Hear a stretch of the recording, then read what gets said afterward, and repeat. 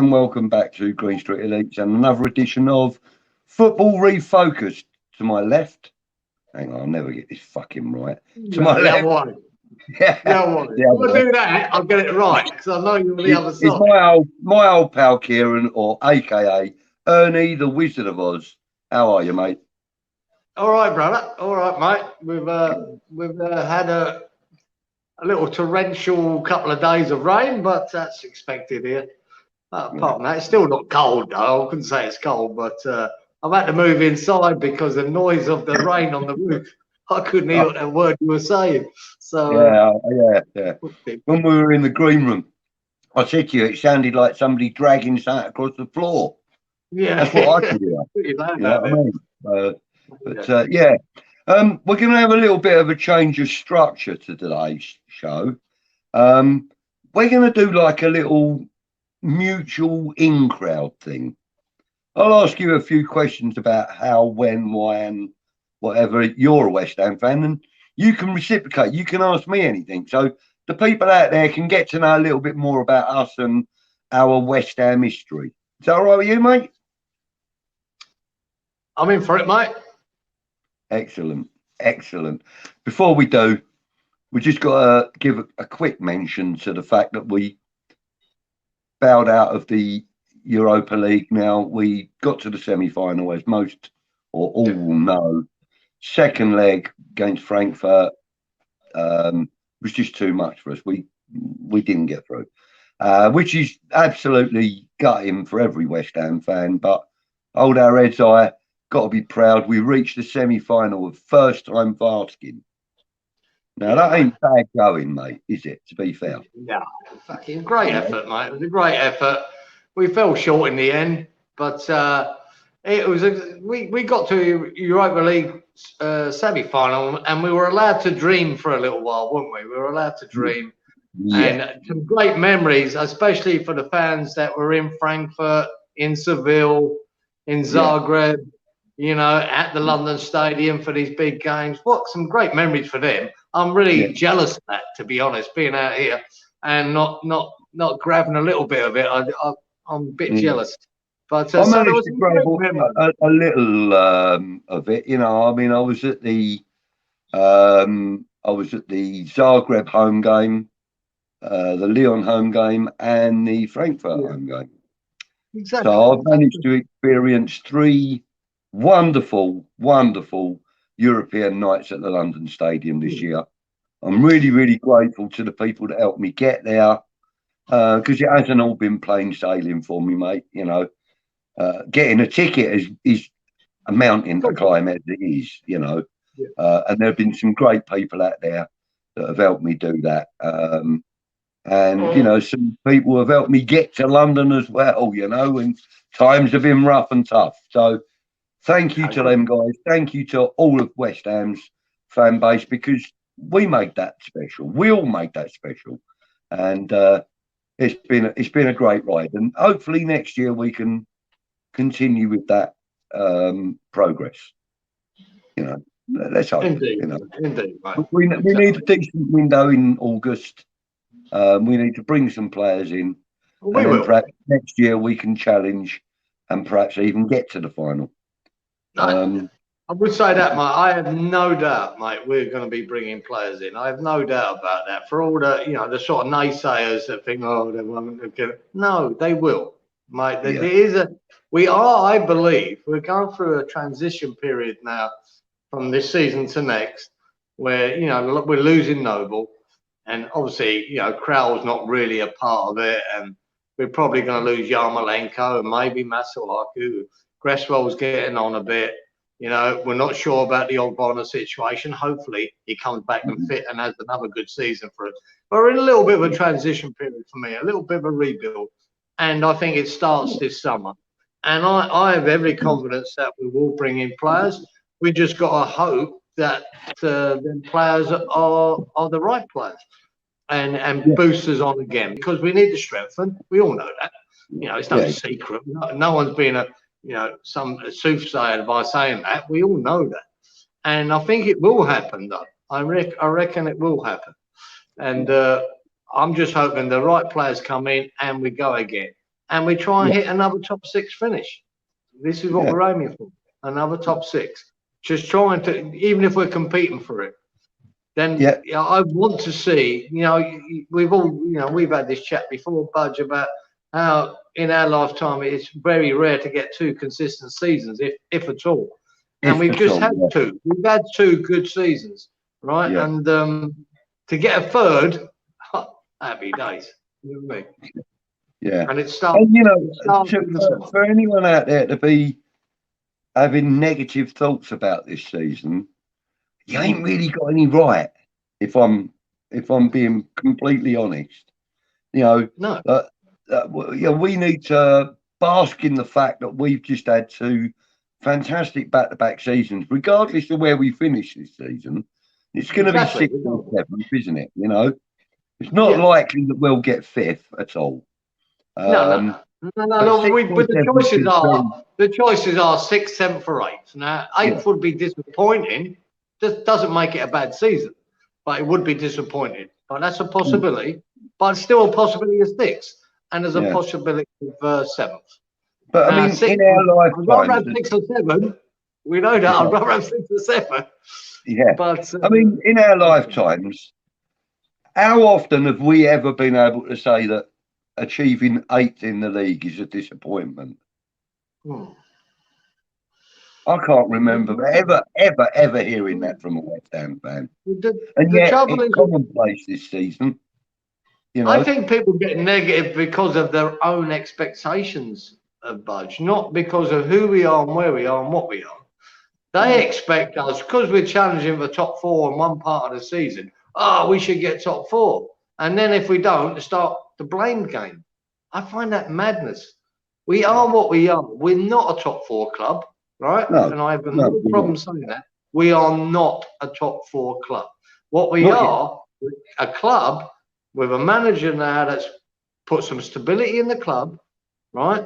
Brought in some good signings, couple others that we're not sure about, but got us to a point where we're challenging for top 6. This is where we are now. Instead of avoiding relegation and being mediocre between 10 and 15, we are challenging, and we've got the excitement of challenging.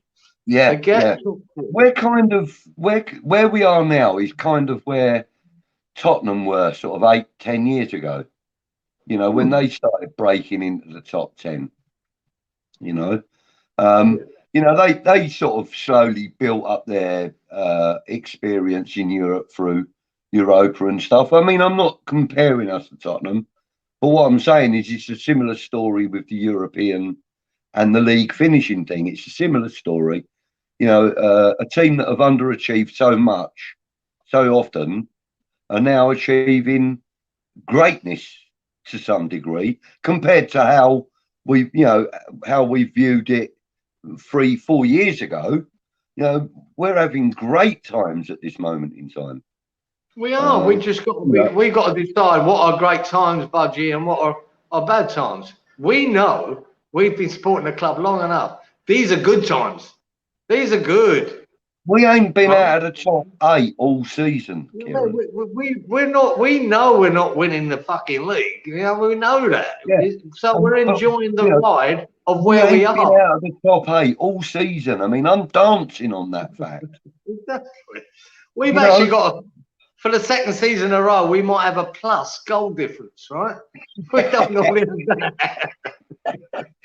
But it's been an amazing ride, and I for one, I'm just enjoying it. I want to put another tenner in the fucking meter. Do you know what I mean? I want to do that ride again. I know it's only 2 games left, and it's a bit disappointing. It's going to end in 2 weeks. I know. And on that note, that there are only 2 games left. At the end of the season, there's going to be a lot of transfer talk and speculation and so on and so forth.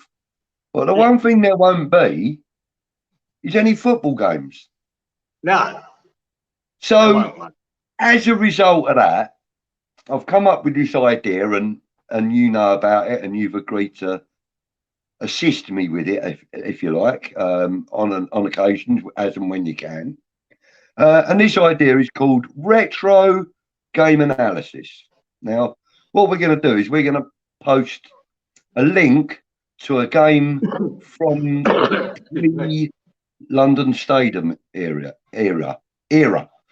pre-London Stadium era. So basically, from when we were based at the bowling ground, all of the games featured in this new show concept will all come from then. Away games, home games, it doesn't matter, but we have to have been based at the bowling ground. Now, if anybody's got any games in particular, they know that there's a link to be able to watch it, please post it in the comments below, and we'll consider it. And if it's a game that, you know, is worthy of us doing an analysis and review of, we'll definitely get it on the line. Now, the first game I'm going to do is the last game at the bowling, the 3-2 win against Manchester United. Everybody's familiar with that game, and everybody can access the link to it on the official West Ham YouTube channel. The full game is on there, so we'll be able to watch that leading up to the show. There's going to be myself and you and 2 other guests on screen, and then we'll have maybe the occasional person coming in just for 5 minutes just to give us their point of view, and then maybe the next person. Yeah, we're going to try and do like a phone-in section during the show for about 15 minutes or so. So that will be starting during the close season. So there's going to be the occasional goal. Once a week, there'll be a game posted that we can all watch and we can do our thing on. And obviously, we're going to do that live. So we're going to want people in the live chat to have their say. They're going to have their comments and stuff. I know you're restricted to how many words you can use, but there ain't no restriction on how many times you message. So that's the idea. That'll be coming up in the close season. More details coming up in the next 10 days to 2 weeks, because I'm going to finalise when I'm going to do it, and who's going to be on and when. So yeah, that's the new idea. Yeah. I said earlier when we first started, we're going to do a little bit of a in-crowd type thing. So, Cieran, obviously you were born in the East End of London. Really and truly, you didn't have much choice as to what team you were going to support. It was going to always be West Ham United or Leighton. Leytonstone. In fact, the only other team that are around. Could have been Orient. Could have been Orient, yeah. No, Leytonstone, I'm taking the piss. I used to play for them, but during the summer holidays, like the kids' team. But so you know, you were born into West Ham. Were your parents both West Ham fans, Cieran? No, mate. We were Irish immigrants to the country. We were new to it. Right. I think my mum and dad landed in 2 years before I was born. So they landed from Ireland into the East End, right in Forest Gate. And yeah, I know Forest Gate really well. Right. Well, we had a house on the Romford Road, right, about a few doors down from the police station, the Forest Gate police station. So that's, and I was actually born in the house. There you go. No fucking doctors there, mate. No rush him off to hospital. No. Same as that with me, mate. I was born in a house about half a mile away from you. No, mate. My mum, I was the last of 6. So she just spat me out and then went on to cook dinner that evening, from all the stories I've been told. Stuck me in the crib and went off to cook dinner for my dad when he got home. And that's a true story. Mental, mate. But yeah, all the shit that goes on these days about, you know, anyway. Yeah, I was born there, mate. I was born in 61, so we'd only been there a couple of years. Then we moved. Well, I say East Ham, right? Our postcode was East Ham, but it was a 3-minute walk from Upton Park Station. We're right on the border, what they call Upton Park or E7 and E6. But we were in E6, right. But really it was Upton Park. So that's where I grew up, and everywhere I went to Bonaventures, which has produced shitloads of footballers for West Ham. And so that's where I went to school. And the back of my house, the back window, upstairs, you could see the floodlights of the ground. And as a kid growing up, I saw them all lit, of a game night, and see all the smoke coming out and that. And I'd open the window and listen for the roars and trying to guess what the score would be, because we didn't have it on telly all the time then. You never had live telly of football games then. And I was too young to go to a game, 6, 7, 8, 9. Just listen to the only live games that were around them was the FA Cup final or the World Cup, really, wasn't it? Yeah, there weren't much you got, and you had, as you got older, match of the day, you had some highlights, and hopefully you'd see your team on it. That's how it was. And on the really, really rare occasion when ITV had the contract for the highlights and stuff during the mid-70s, on the odd occasion you would get the odd game televised live. It would be like a FA Cup fifth round game between someone like, let's just say, Port Vale and Manchester United, for example. They would televise it. That's all right if you had a telly. Well, yeah. How many kids your mum and dad got? Yeah, mate. There was clearly never had a telly. No, actually, I even got that wrong. I said 6, didn't I? There's 8 of us. I had 5 brothers, 2 sisters. I was the 8th. You forgot about your sister. I was thinking about the brothers, 6 boys. Yeah. There's 8 of them. So I was the last of. It's easy to forget about sisters, mate. Don't worry about that. No, you say that, but I was really lucky, mate. I had the 2 best sisters anyone could ever imagine, and still are. I believe my sister's the best sister anyone could have as well. Mate, because we were so many of us, my sisters then were, 8 years, 10 years older than me, something like that. They were like, it's like having 3 mums. I was the baby, the last. The baby of the family. I got looked after so much by my 2 sisters. They're the best what 2 sisters. What month were you born in then? What month? Yeah. February. So you're 11 months older than me then? There you go. So I was born January 62. There you go. You're a youngster, you, mate. Like a young boy. And yet, you were born in the East End. You were born Forest Gate and moved on then to East Ham / Upton Park. Yeah. I mean, you're right on the doorstep, even at Forest Gate. Romford Road runs just top of the bloody... Forest Gate I was in was Green Street. It was the top of Green Street where we live, right next to the police station. That's just where we live. Just along the road from the Princess Alice, yeah? Yeah, exactly that. Exactly that. I know roughly where you mean now. Yeah. Yeah. Where I was born in Crawley, which is like 50 miles away. Yeah, that's painful. He's that far away from the ground, mate. Yeah. And, that's hard to get the game. My mum and dad always sort of used to say that they were West Ham fans. They weren't really supporters. The first game they ever went to was when they took me and my brother in 66-67 season. It was the first home game against Newcastle. It was the home game against Newcastle in that season.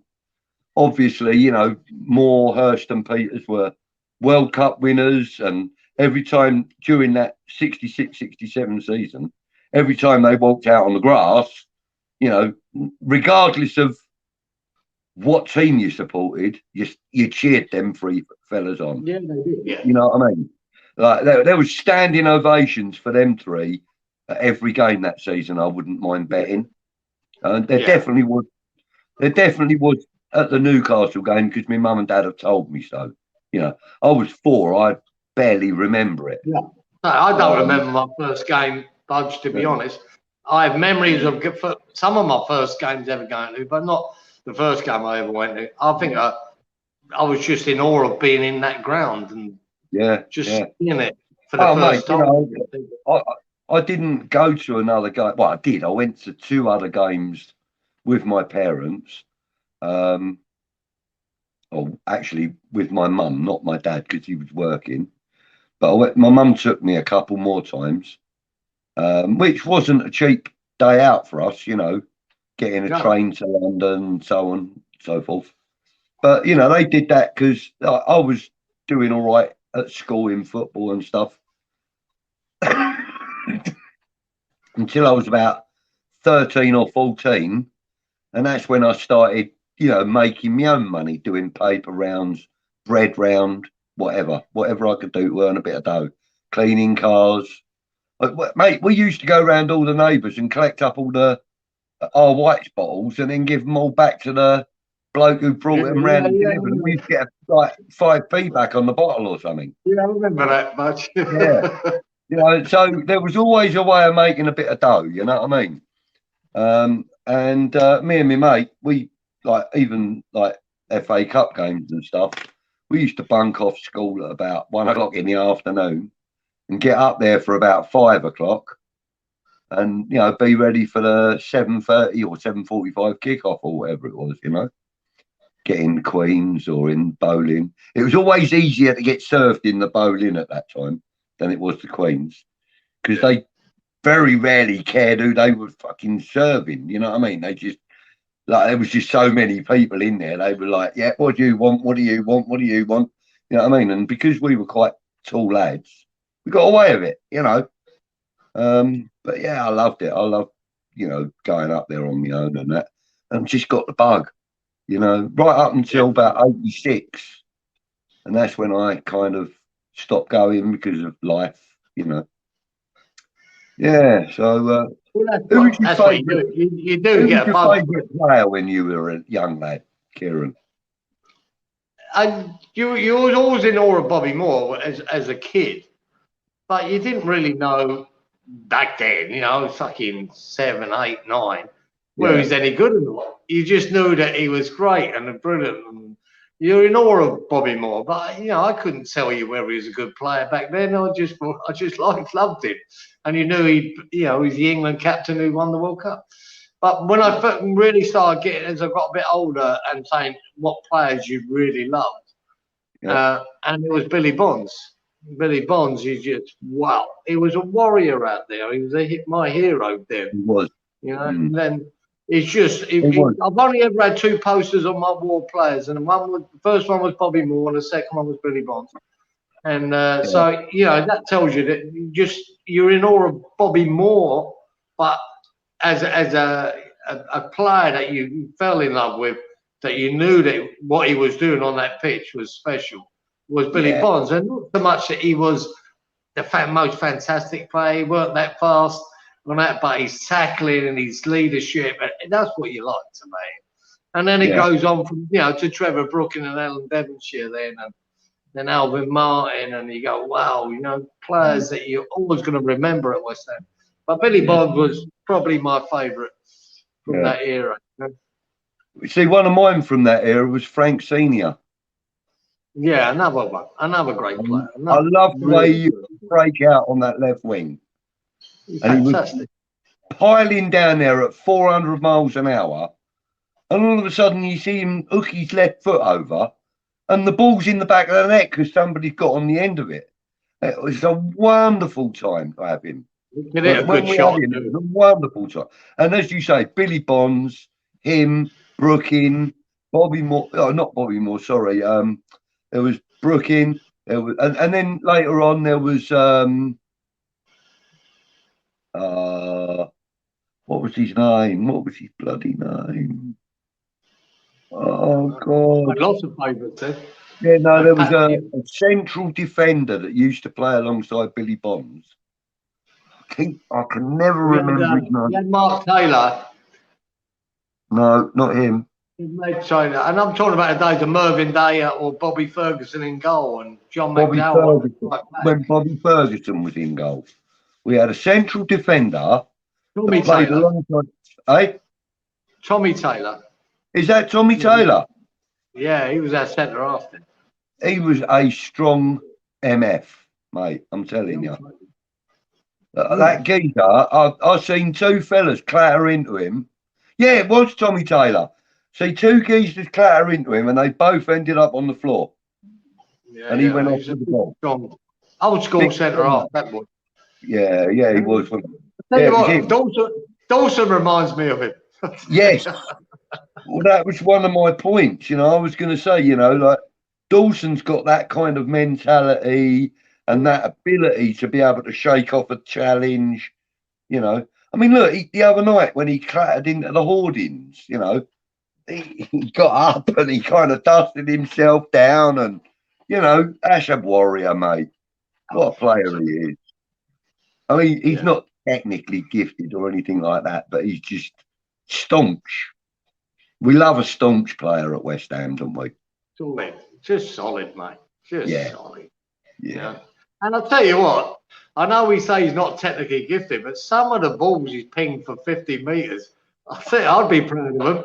I'd be proud of him. To be honest with you, some of the best cross-field balls we played this season have come from his foot. No, that surprised me. He's done some shit ones as well. Don't worry about that. But he's done some absolute 3 out of 5 get to their target, though. Yeah, really good. I reckon around about 3 out of 5. Yeah. Well, call him 50%. 50% are really good. 50% might not be. 50%. But I expect that. I didn't expect fucking 50%. I expected that not many. But fuck, man, he's pinged some cracking balls, diagonal balls. Yeah, to the front. And in fairness, I was going to say, Ben Rama so far, in my opinion, this season, has been the best receiver of them long over the top crossfield balls. He takes them really, really well. Absolutely. Because he's got the skill too. He's got the skill to take it down and do it. It's just shame he can't finish off with it. Yeah. But he might get better. Yeah. What's your favourite game that you've ever been to, Cieran? Well, it's between 2, but go on. No, I've got 3 actually. Depends. If you said the favourite game at Upton Park, I can tell you that. If all right, go on then. Give me a favourite Upton Park game then. It was the Frankfurt game. All right, okay. It was the Frankfurt, second leg. Yeah. Semi-final, 1975, and we were brilliant that night. On a pitch, it rained. I mean, torrential rain all day, like it is here now, right? And the pitch was just a mud ball. And what did we win? We scored 3. We lost 2-1 out there, didn't we? In the first leg, we lost 2-1 out in Frankfurt. Yeah. And we needed to, and the away goal stood there. So we needed to be, to win, we needed to score 3. And we went, my God, Trevor Brooklyn scores a header. Then Keith Robson, right? Which I love Keith Robson, a Geordie boy on the right wing. And he got a ball out there and he miscontrolled it and he slipped and slided in the mud. And you think, you fuck that. And then he just hit it. And he hit it to the top corner of the net. Right? So now we're 2-0 up. You fucking beauty. And then if Trevor Brooking does amazing, mate, ball and that, cuts inside, bangs the third goal in. What's a goal? Yeah. Another cracker. But I think I'm not sure if I got the scores right. We were out there, lost them right, but great goal and typical West Ham. I'm listening. I just got to quickly put something out here. Go on. All right. In typical West Ham fashion, we let them score a late goal to make us sweat, but we got through. And I know what made me laugh. Russie B said the other day. He said every fan I talk to, he said mentions that game as probably the best under the lights at West Ham, right? So he believes that about 250,000 West Ham supporters went to it because everyone's got the same memory, right? And he's probably right. I'm pretty sure I was there because I do remember it that well. And that was my great game. But that's the best game under lights, Upton Park. But the game that I've never felt emotion like it, and I couldn't believe it. It was the FA Cup semi-final replay at Ellen Road against Everton. Yeah. Right. I couldn't get tickets for the first semi-final at Villa Park. Right. Right. We ended up in a 1-1 draw. Stuart Pearson scored the equaliser. Right. I couldn't get fucked. Yeah, I remember that. I remember that well.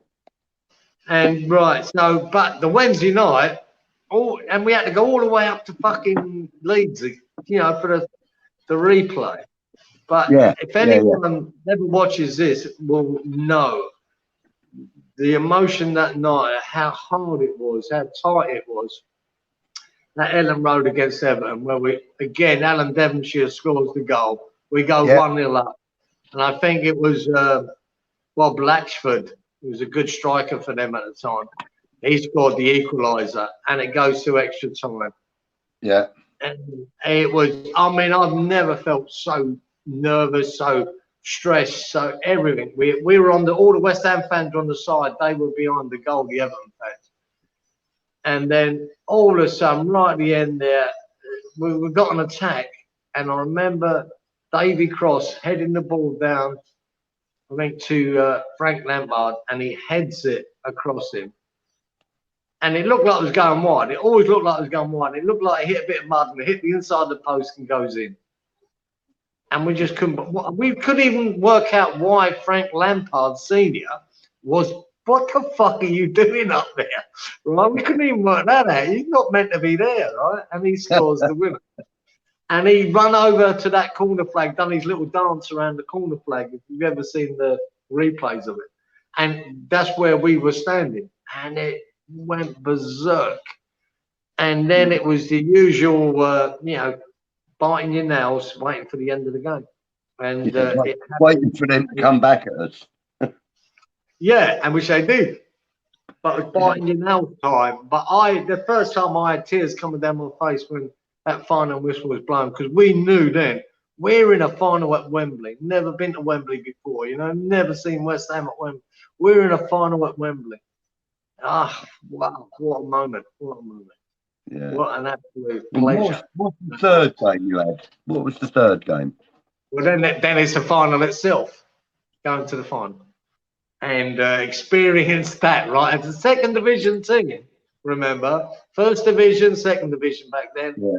And then we're playing Arsenal. Arsenal, yeah? Yeah, and I'm sure they had a European Cup final. I mean, it's top team, Arsenal. Yeah, about 5 days later. Massive underdogs, bro. Massive underdogs. Yeah. They had a European Cup final coming up the week after, I think. Yeah, about 5 or 6 days, wasn't it? Yeah. And I'm sure, and then to beat them at Wembley, you know, and when look, Wembley is, you know, you can go to Wembley now or even after that. Then it was nearly all standing, but you know, the seating areas, but it was standing, which adds to the atmosphere. The atmosphere was around 100,000. Yeah, electric. It was electric, and. There you go. And old Trevor pops up with a header. Gets the winner. It was, mate, and that whole weekend then, from that afternoon, the whole weekend was just a party, right? Yeah. And then going back the next day, I went up with my mother. Mother come with me, right, to East Ham Town Hall to watch the coach come in. Yeah. And with the thing. We were there, right? It was I was there for the homecoming. I couldn't get to the game. Yeah, which it was hard to get to the bloody game, mate, believe me, even for a ticket. But I managed it, and my mates managed it, and just, yeah, it's a wonderful day. You know, it's just a wonderful day. You know what I mean? It might have been different if we'd lost, but we did. We'd done Arsenal, and it was just fantastic. Yeah. Mate, I'd love to have been at that final. The homecoming itself was great. Yeah, I mean, I think I've probably told you this before, but I bumped into this big old fella. He was huge. I mean, he was bigger than Duke or Lucas, you know. I mean, he seemed like it anyway. Skeezer was absolutely massive, and he he walked over to me, and I thought, Jesus, I'm in trouble here. You know what I mean? I thought, you know, this geezer was like walking towards me with some purpose. You know what I mean? And he's like, "Are you on your own, mate?" And I was like, really nervous, and I went, "Yeah." I thought, "Here we go, here we go." Yeah, getting defensive. And he reached his arms out, grabbed hold of me across my shoulders like that, you know, around my shoulders, literally picked me up and kissed me on the head. Like, come on, come and have fun with us lot. And he walked me over to him and his family, and I just spent a couple of hours with them while the coach. No. Yeah, it was really good. But this fella scared the shit out of me at first. He was a big old lad. I was only, what, fucking hell, I was 18 at the time. I was 18 then. Yeah, I was 19. I was 19 at the final, mate. Yeah, that's right. You would have been 18. Yeah, I was. Yeah. Fantastic weekend, mate. Brilliant. That. Fantastic weekend. About 250,000 What's people. What's the worst game you've ever been to, Cieran? The what? Worst game? Oh, don't. There's too many. I can't pick one. I'll tell you the most boring game I ever went to. Right, and I do remember that for that reason. Right? Yeah. And it was Blackburn. We went away to Blackburn. And was that when we got that 0-0 draw? It was a 0-0, the most boring game we've ever. We actually, in the end, we were in. The ball came over. We just kept it, right? You know, these weren't the days when they had shitloads of balls everywhere. They go, "Give us the ball back." We go, "No, fuck that." We're just throwing it between themselves, right? It was freezing. You know what I mean? It was fucking freezing. So we just kept the ball for the rest of the fucking game, and everyone was throwing it between just to try and keep warm with it, jump up and down, try and catch it. It was all the way up there for this most boring 0-0. And then come back all the way on the train for 5 hours, whatever it took. It was so bad. But yeah, that's the most boring game I've been in. Yeah. I went to Leicester West Ham years and years and years ago. Probably about 80, 82, somewhere around there. Went to this Leicester West Ham game. Travelled all the way up there by car. So it took us like 3.5 hours to get, 4 hours to get there. Because, like, bearing in mind, back then the cars wouldn't do no more than about 65 mile an hour. You know, it was a little old Triumph Dolomite or something we went up there in. And, we travelled up there, went to the game. Well, we went to the pub first, had a few beers, went to the game. That again was a 0-0. And then on the way home, the motor breaks down. We're on the M1, I think it was, or the A1, one or the other. No, it was the A1. We were on the A1 for about 5.5 hours before the RAC turned up. And we were freezing. I mean, the car wouldn't start. We didn't have no heater or nothing. There were like 3 of us in the car. And we were freezing. By the time the RAC turned up, we were fucking ready for him, you know what I mean? And we was like, "How comes you taking so long?" and all this, that, and the other. Anyway, so he sticks us in the cab of his van, all 3 of us. And we're sitting there with the engine running, heater going while he's trying to get the car started. And then he comes back to the van and he says, "Right, move over, lads. I want to get in." We're like, "Nah, fuck off, mate. You got to fix the car." He goes, "I can't fix it." Like, "What do you mean you can't fix it?" He says, "One of the pistons is hanging out the side of the engine. We've blown the piston out." And, it was fucking terrible. It was terrible. So, well, he said, like, "I'll tow you to the nearest little town and that." So he tows us into this town. We're there all night, okay, freezing our nuts off in the car. You know, I mean, like, I've got me Harrington over the top of me, trying to keep warm and all that sort of shit. Anyway, so the following morning, gets to about 7:30, 8 o'clock. We finds a cafe. We goes and gets something to eat and drink and that. And then we're like, "How the fuck are we going to get back?" None of us had a tenner between us. How are we going to get back? So my mate comes up with this idea that he's going to try and part exchange his motor for another car. I'm saying to him, how are you going to do that with the fucking engine hanging out? He's like, yeah, don't worry about it, mate. We'll sort it out. Don't worry. So eventually we pushes the car about 2.5 miles up the road, right? And we pushes it into this car, like not showroom, but like a lot. And he says to this bloke, he goes, look, my fucking car's just blown. It was a Triumph Dolomite. He said, my car's just blown. He said, and it was only about 4 years old. He says, would you do a swap with this for a cheap little round that we can get back to Gatwick in? And the bloke sort of like says, well, you know, how much did you pay for the car? He said something like 700 quid. 400 quid, I think he paid for it. And the geezer said, oh, I've got this Vauxhall Viva. You can have it for 50 quid. Like, well, we got a tenner between us, mate. Will you not take the Dolomite and then just get another engine for the Dolomite? He's like, well, I could, but I don't know if I want it.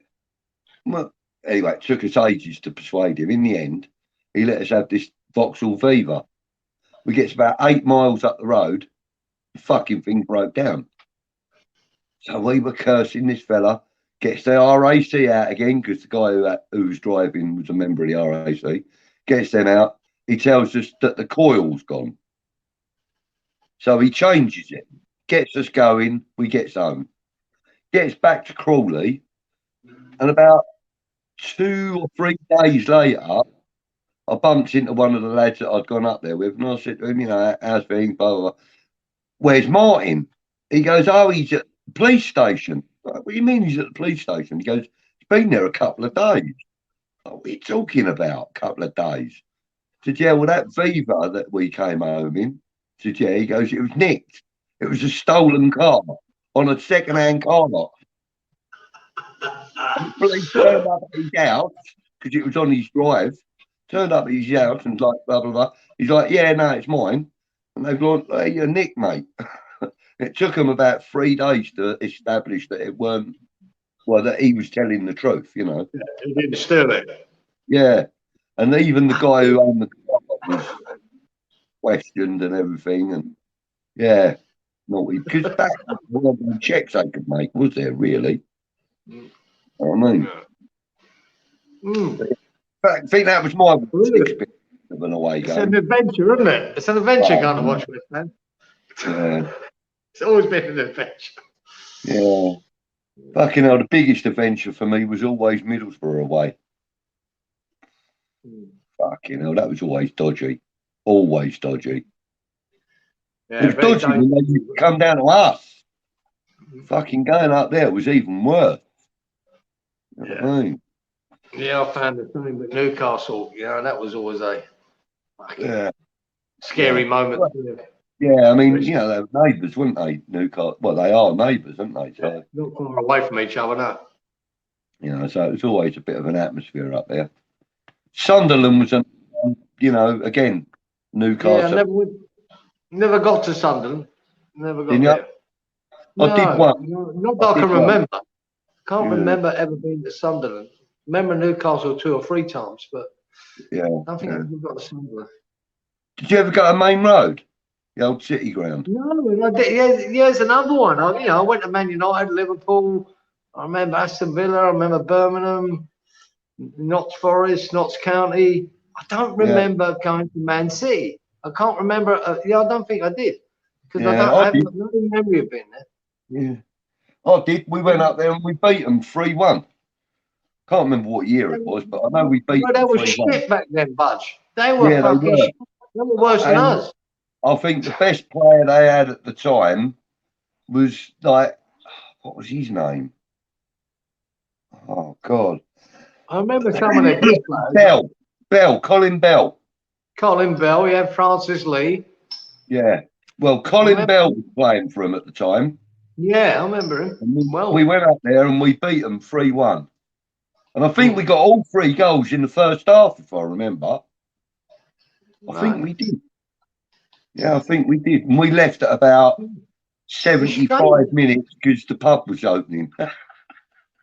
Yeah, it's strange that, you know, when I think about it, how I never got there, I don't know why.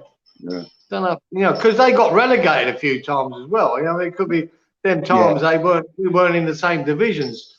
Yeah. Or, you know, one or the other. 'Cause I don't remember ever going there. Yeah. It's Did you ever get the Blackburn? Well, I told you that was me 0-0. That's me Oh, boring yeah, game. Blackburn. Sorry, I thought that was Blackpool. Sorry, no, Blackburn. Yeah, no, Blackburn. Yeah, I did. Yeah. And, I never got the Blackburn ever. No, we didn't miss much, mate. We didn't miss much. No. Weren't exciting. Yeah. It is nothing. Yeah, no. Didn't mind Norwich was it all right? I didn't mind Norwich and no. Ipswich was always a good place to go as well. Yeah, and Ipswich. Yeah, that was a bit lively there too. It was. Right. Yeah, it was. But what I used to love about Ipswich was there was a massive car park right outside the ground, and on a Saturday it was never used because it was for that industrial park just up the road, and that's where they used to all park in this car park right opposite the ground. It was, and we used to park up in that car park and literally take us 3 minutes to walk to the ground from the car park. Literally about 3 minute walk. Brilliant. It weren't that often. It weren't that often I was either on a coach or a train. Mainly trains going away. It's very rare I've ever driven with people. It was always on a coach or a train. Yeah. But yeah, very rare we ever drove. Unless it was Watford. I remember driving to Watford. Yeah. It was always easier for us lot to drive to the away games from Crawley. Yeah, it was. Because for me, at the time, I was a naughty little bugger and I was getting free fuel. So I used to just fill my mates' cars up. And I'd say, right, I'll fill it up and you drive. And they go, oh, yeah, all right then. So like, I'd get them to the thing, fill their car up for them. You know what I mean? I was working for a car hire firm at the time. So I used to put one of the car hire registration numbers in there and fill my mates' cars up. Right. Nothing wrong with that, mate. Nothing wrong with that. I mean, it was Hertz Car Rentals at the time, and they had all the original 316 BMWs and all that. They were the cars they had, and Vauxhall Cavaliers and stuff like that at that time. Yeah, fucking hell. My mate was driving around in a shitty old Mini with a, like, you know, all the silver trim that used to run over the seams on the Mini, all of that flapping in the wind. You know, that was hardly a fucking hire car. Do you know what I mean? But like, he used to say to the geezer on the till, registration, blah, blah. They go, that's not. I go, oi, look at me, not the car. And he go, oh, right, okay then. And the other mate had he had a Triumph 2.5 PI. Do you remember them? The Triumph what? 2.5 PI. Yeah, was that the Triumph 4 or 5? No. No, it was no, you weren't that. The PI was a 2,500 cc, 2.5 litre. Yeah, I know. Yeah, I loved it. And it was the very first that I know of, anyway. It was the first British car that came with fuel injection. Right. Yeah. I know that. PI, petrol injection. Yeah, I just wonder. Yeah, because the foreman I worked with, he had a TR4. Fuck me, man. It was so powerful. They were quick. So I don't know. You know, I'm not really into cars. But what your first car, PI was more like what was your Triumph first version of a Cortina, basically. My first car was a Triumph. What was your first car? Vauxhall. Right. I had my first car was a Vauxhall Ventura. I was 16 years old, right? And it was a 3.3 litre straight six engine. Fucking enormous engine in it. You should not be driving that as a 16-year-old. I'll tell you that now. especially not at about 80 mile an hour down through the street where the school is, you know. Yeah, that's for sure. Uh, uh, I but had the a, first I car had I a ever truck. had legally, first car I I had had this, legally was a Sunbeam Imp Sport. yeah, a bit more sensible. I Yeah, had the Triumph Spitfire, right? yes. And it had absolutely no bollocks in it whatsoever, but it looked good. With a soft top. I had the soft top down, mate, in the middle of winter. Look at me, cunt. Look at me, Triumph Spitfire. But I loved it. I loved the car. It was just a Yeah, tiny little sporty car, and I just loved it. Yeah, that was my first car. yeah. Yeah. One of I my never mates drove used it. to have one. He had the rag top as well, you know, the soft top, and Mm. he had quite a bit of dough behind him as it happens, and he bought a decent one, you know. Um, and you know, one day he said, "Oh, you know, I'm gonna customize my car." I was like, "Why would you do that to a car like that? You know, that's classic British car. Why would you do that?" He said, "No, no, no. You'll see." He goes, "It'll be great." Anyway, so he had these bigger wheels put on it, and I mean, they didn't really have that many alloys around at that time, so these were like Rostyle style wheels, but bigger. Instead of the 13-inch, I think he had 14s on, and instead of like 4.5 inches wide, they were 6 inches wide. You know, so they weren't massively different, but it made a difference to that car.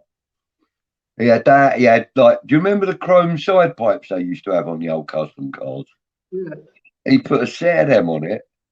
Like, he did all sorts of things, but the paint job he had done on it was beautiful. It was like a at the time Mercedes had this dark red. It was almost like our claret, yeah, but it was Yeah. it had like a metal flake in it as well. It was a Yeah. really nice car. It came on all their S-Class saloons and stuff.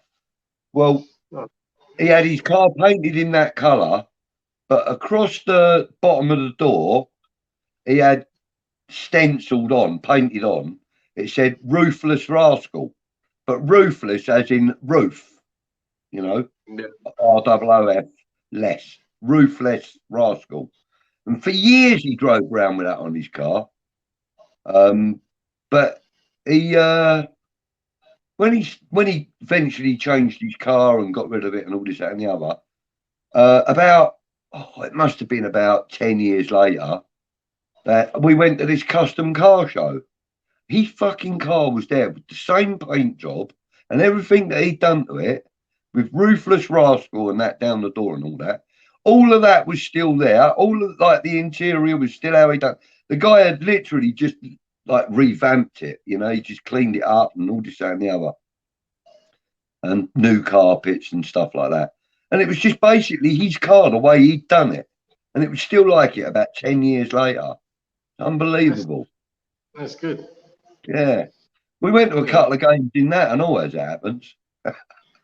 We Mm. parked it up one time on Green Street because there weren't nowhere else to park.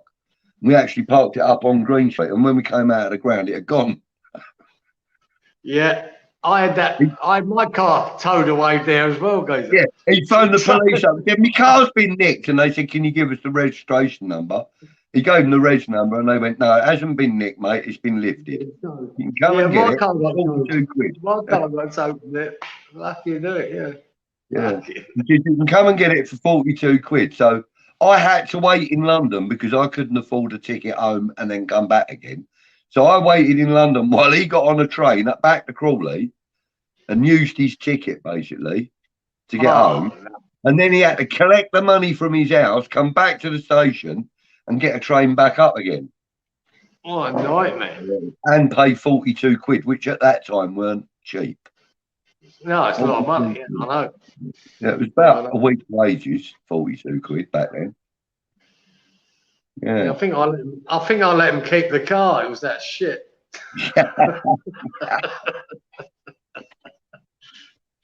Brilliant, brilliant. Well, yeah, we're coming up close to an hour now, Cieran. So I think we'll sort of call it a day. Yeah, Yeah. mate.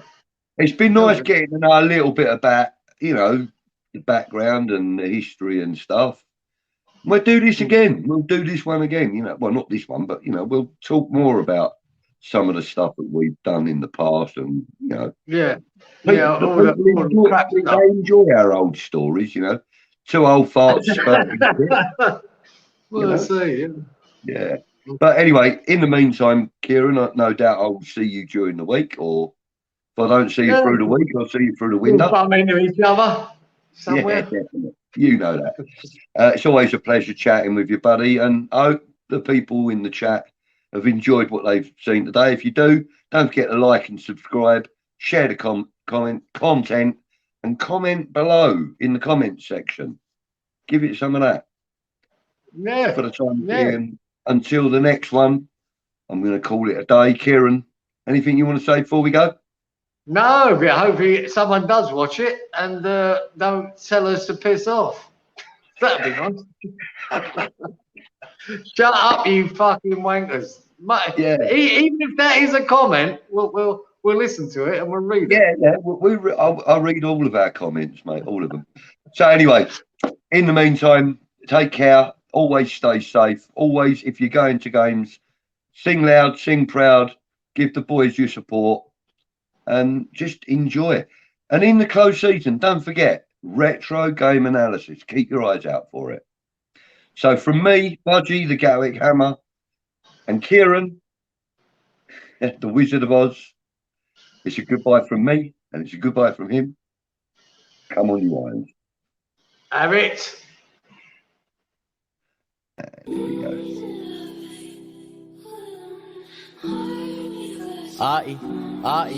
Zen.